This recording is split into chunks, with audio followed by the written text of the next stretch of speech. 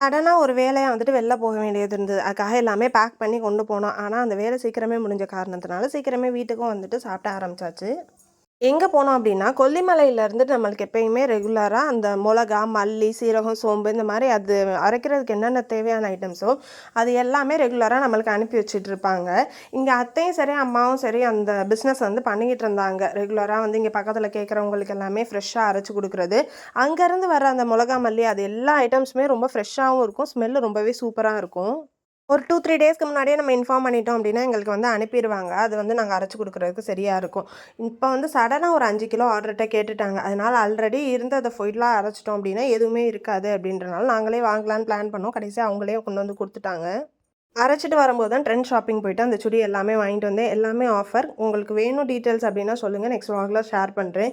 எங்க ஆள பார்த்தீங்களா? நைட் எவ்ளோ அழகா ஜட பின்னி விட்டுக்கிட்டு இருக்காருன்னு. சூடான பாதாம் பாலோட எங்க டே முடிஞ்சிருச்சு.